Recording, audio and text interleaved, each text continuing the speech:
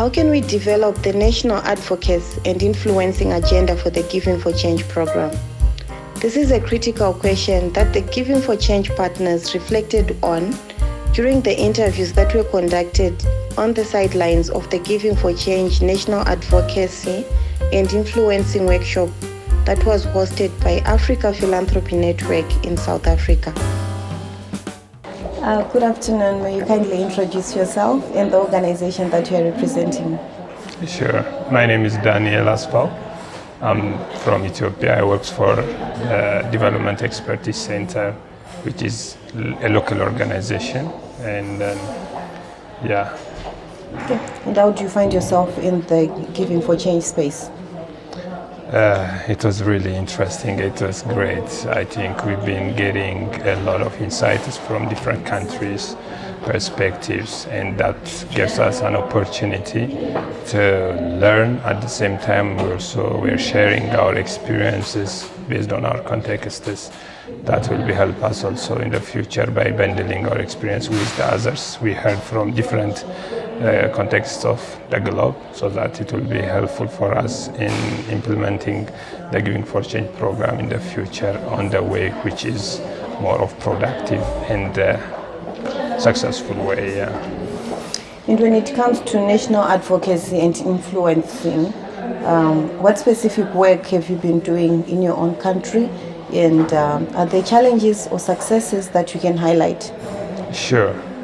I think basically we've been working with community-based organizations. We bring them as a community of practice together, so which was bringing different kinds of CBOs who are specifically focusing on self-help groups, farmer groups, youth groups, people with disability, and so on. So when we bring them together, it was very helpful for them to collaboratively and jointly to advocate and also work for their goals. So in that case, I think we've been helping them by giving different capacity building, empowering them so that they're able to prioritize their agendas, needs based on their context or from their locality, so that on the basis of that they were bringing different developmental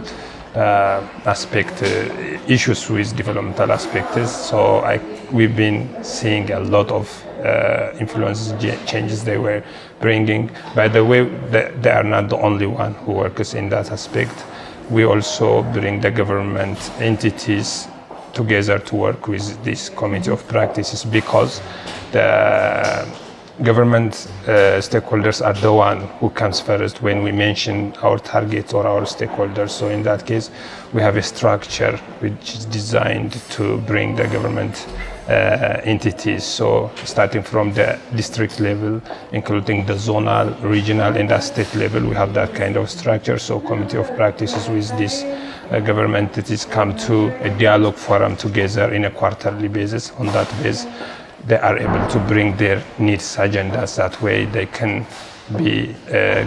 get a response from those power holders easily. Yeah. Okay, that really sounds great. And just talking specifically about the workshop on national advocacy and influencing, what are some of your key takeaways, the things that you think you can take forward as you go back home? Sure. Basically, the one that we've been emphasizing was community philanthropy and also the gender aspect. Inclusion is the one thing that we have to more adhere to. Basically, all of us know that gender inclusion and mainstreaming is something we do it previously. It's normal for all of us, but in this session, when we discuss more about it, when see the experiences, when we hear from different contexts, that it gives us somehow it's a sophisticated, it's a complicated thing, which means we have to dig further, and then we can start to look our implementation and our program performance with the lens of gender. So I think that is a key takeaway that we can bring back home, so that we can engage it, or we can mix it with our different programmatic implementation. That way it will be enable us to address cross-cutting issues, which is pertinent for our communities or marginalized groups, or include others who are not included in the development sector, so we can become an inclusive actor in the development. I think that was a big takeaway. Yeah. Thank you very much, Daniel, for sharing those interesting perspectives all the way from Ethiopia. I wish you all the best in the work that you're doing. Thank you. Thank you. Thank you for having me. Yeah.